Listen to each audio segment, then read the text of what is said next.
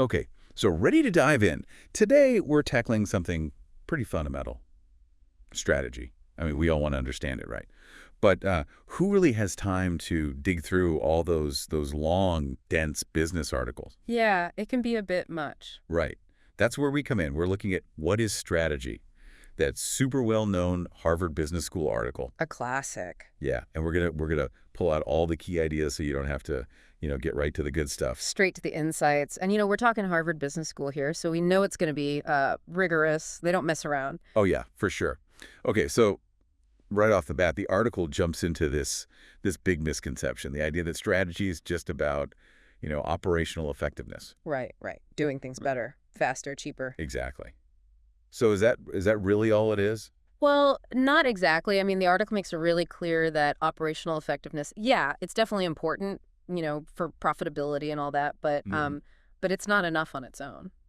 So there's more to it. There's got to be something more, right? So think of it this way.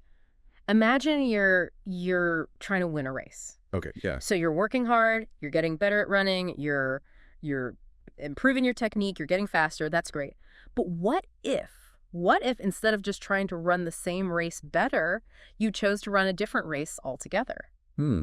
Interesting. So like finding a race where maybe you have an advantage. Exactly. Like maybe there's less competition or the course just plays to your strengths better. And that's where this idea of strategic positioning comes in. Okay. So it's not about just being the best at what everyone else is already doing. Right. It's about picking a different game to play. You got it. Strategic positioning is about choosing a distinct set of activities that deliver a unique type of value.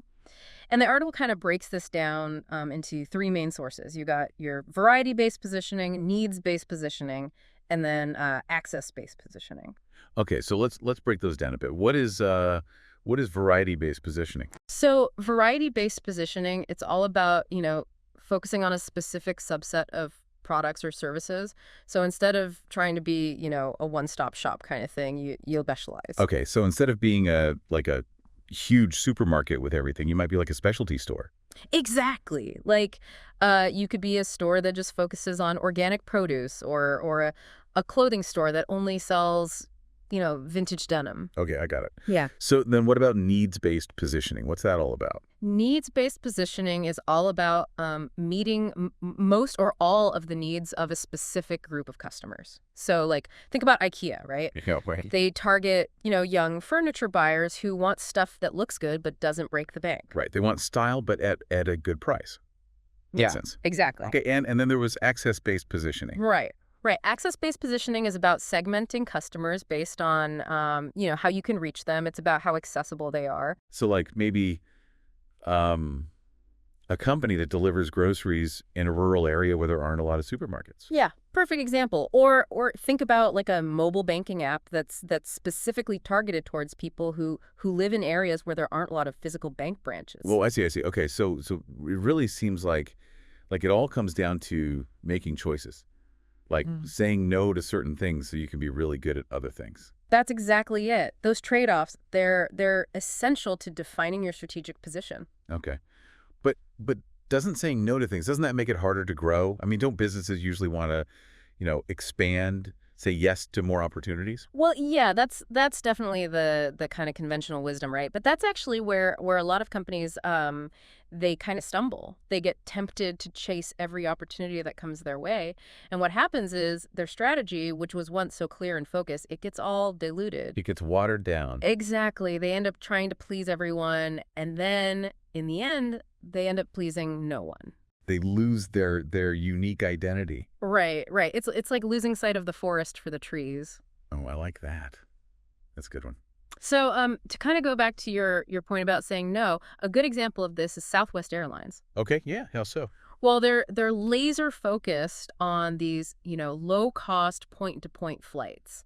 And what that means is they've made the decision to not offer things like, fancy meals or assigned seating. Right. And what that does is it helps them keep their costs way down, and it also really speeds up their turnaround time at the gate. Which allows them to offer more flights, I guess. Exactly. And it all reinforces their their core strategy. And these trade-offs, these deliberate choices, they make it really hard for competitors to just come in and copy their model. Oh, that's interesting. So their limitations are actually part of what makes them successful. Exactly. It makes their position more sustainable because, it's not easy to just imitate. That's a good point. This makes me think about, like all the companies we admire. Think about like Apple. Yeah, great example. I mean, they've definitely made some tough choices over the years. Yeah. They prioritize design, user experience, all that stuff over having the most features or the absolute lowest price. Yeah, absolutely. And those choices, those limitations, they're actually what allowed Apple to create, such a distinctive and valuable position in the market. They stand out because they're willing to say no.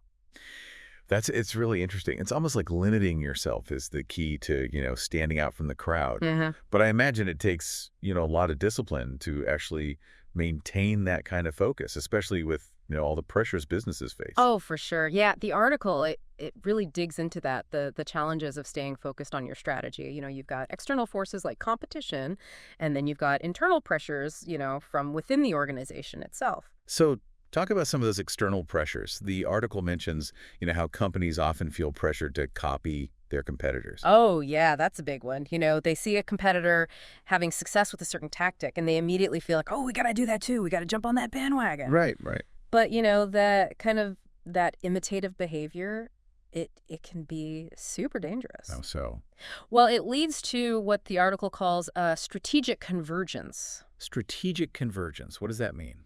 It means everyone ends up offering basically the same thing. Oh, so there's no differentiation anymore. Exactly. And that just leads to, this race to the bottom on price. Everyone's trying to undercut each other, and that erodes everyone's profits. Makes sense. Yeah. It's interesting to think about this idea in terms of, personal growth too. Oh, absolutely. I mean, we all feel that pressure sometimes, right?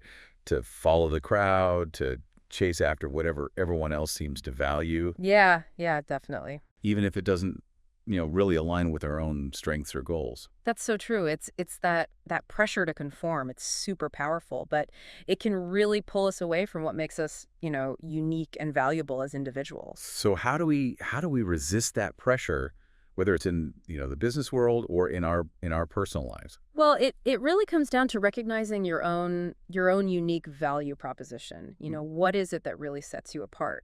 And then, being willing to make those tough choices, those trade-offs to protect that position.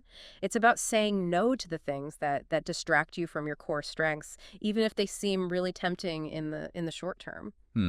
So it's about staying focused. Yeah, absolutely. It's about being deliberate with our choices and resisting the temptation to, just chase after every shiny object that comes along. Yeah, easier said than done though, right? It definitely takes effort, that's for sure. But the rewards of having a clear, well-executed strategy, whether it's in business or in your personal life, they're definitely worth it. Oh, for sure.